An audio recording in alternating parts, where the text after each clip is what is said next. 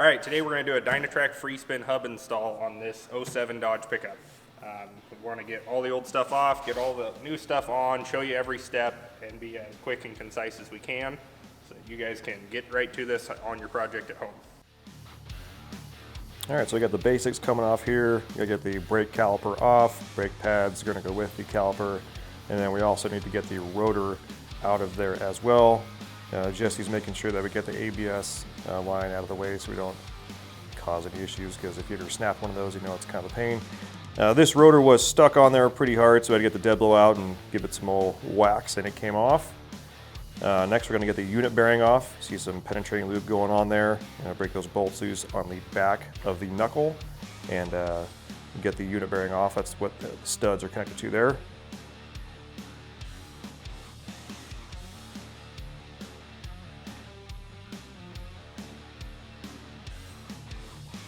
Get the cotter pin off of the lock nut. And yep, came off there, okay. And next we're going to pull out the drive shaft from the axle, and you want to make sure that you are very careful pulling this out so you don't nick a seal, especially on the inner of the axle there, because then you have to replace it and it's not fun. Next we are getting the U-joints out of the axle because we're going to be replacing that stub shaft, so we're going to replace the U-joints as well. Free-spin kits usually do not come with U-joints, so make sure you purchase those separately. We do have them available on the website. We've got these taken out there. Jesse's throwing a little bit of anti-seize in the holes to make sure that everything seats properly, and if we do need to ever get back in there, it's not going to be all frozen together. You can see the new stub shaft there for this free-spin kit that's included from DynaTrac, and the new U-joint.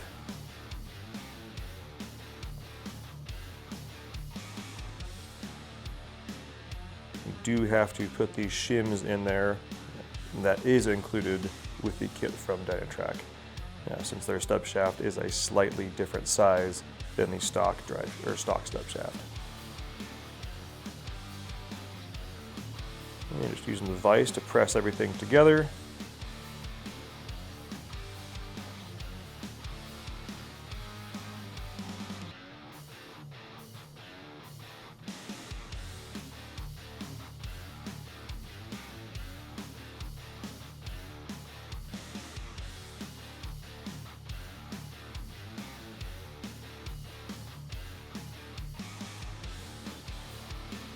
And here we are just working on the other axle shaft.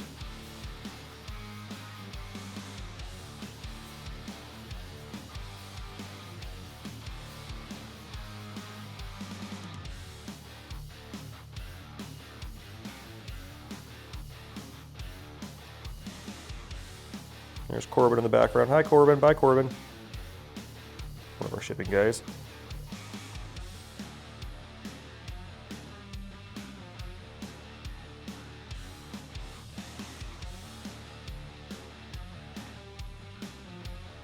As we're pressing these together, you will notice it does bottom out. You do want to keep pressing them together till you feel that resistance, and do not go any further, or else you do run the risk of cracking things or possibly fouling the needle bearings that are in already.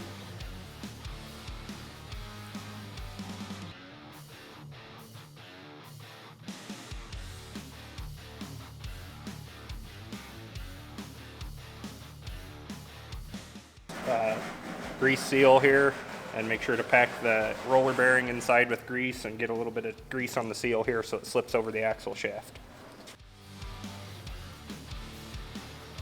All right, so get everything cleaned up here. We want a nice clean surface as we're putting the spindle on. But first we do have to get the axle shaft in there with the new U-joints and the step shaft. And we've got a boot seal. It's going to keep all the dust and debris out from the inside of the axle. A little bit of grease always goes a long way with this kind of stuff. And we got the spindle on there. Get that installed and torqued down to the proper amount. A little bit of anti-seize on these bolts also goes a long way should you ever need to get in there again, especially up here in the Pacific Northwest where things tend to get rusty and crusty pretty darn quick.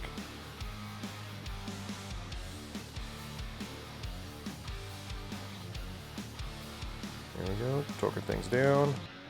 Star pattern there.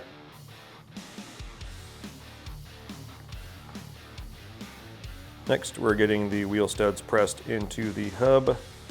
If you do not have a press, you can do this at home with a hammer and a punch. Brass punch is usually preferable, that way you don't scar anything. Just make sure you brace it properly as you're banging them in. Same thing as you're hitting it with a hammer, you'll notice it's kind of a dull sound, and once you hear that ting, it's seated. You can stop hitting it.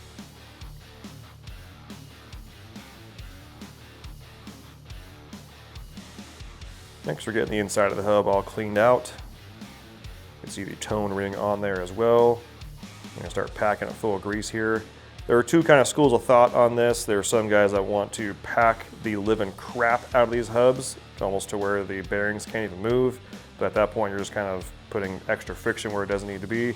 I would say, fill it up about 50%. You want to make sure that everything is, packed well, and you're never going to run out of grease anywhere. But again, this is a sealed unit, so it doesn't necessarily need to be in a 100% bath of grease in there. You got another seal going in. Make sure you pound that in evenly. As you can see, Jesse using a piece of metal here to do that. And once again, you'll feel when it's seated all the way. No more resistance there. A little bit of grease on the rubber portion that we're going to be sliding over the spindle also helps to make sure you don't bind that up and tear it on installation. And you can see more grease on the spindle. Always time for lube, folks.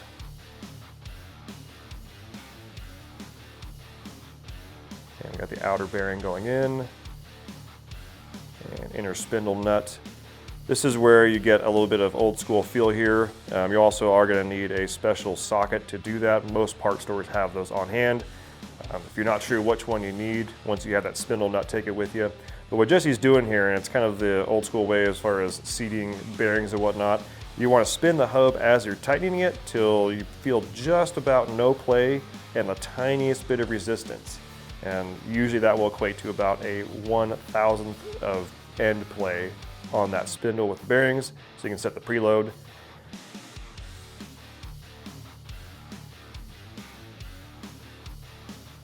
Got the secondary spindle nut on there to lock everything together.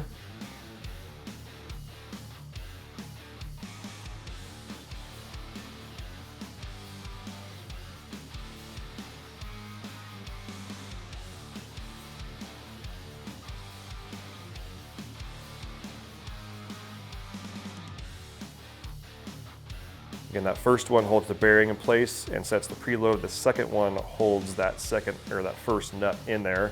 And then you've got the cage or the clip to hold everything there. There's a notch on the spindle, which Jesse's pounding that into right now to keep everything from rotating apart. All right, so as you can see, the DynaLock hubs here have a lot of moving parts. These are really easy to put together wrong, and you will know when you do it. They are really, once you get to know the couple of pieces that get put in backwards, which is this bronze collar and this washer, those are the two that'll mess you up. First thing that goes into the hub is this ring. Get that fully seated. Next, you put this washer in, and you put it with this machined out surface towards the inside of the hub. It is machined out for some applications. Your application may require that, most do not. Next part, you're going to assemble this part of your hub here, put the spring in it. This here, this bronze bushing has a chamfer on one side of it. That chamfer goes towards the gear. That all locks in. Move on to your outer section here.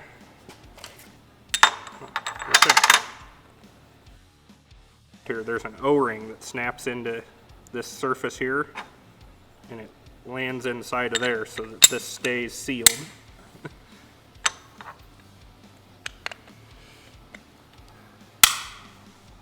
Get that all snapped in. You have this little split lock ring here. This goes on your axle shaft, right there. After this goes in, you have your large split ring here. That goes in to hold everything else. Finally, your hub, you line it up so that that little divot lines up, and as your indicator, we're going to put it towards the locked section. And get it set on there, and then you put your 3 screws in, all done. And as Jesse just showed us, we're going to install the switch into the hub.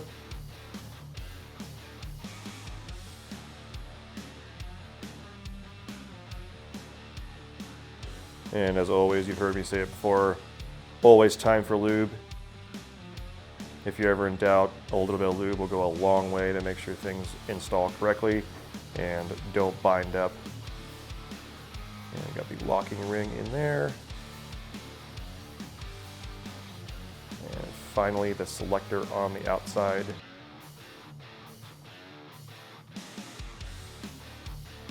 As you can see, Jesse here, he's just double checking things are locked and unlocked. So we just wrapped up getting everything put on here. Last little bit, this goes right back in its stock location. This is your wheel speed sensor.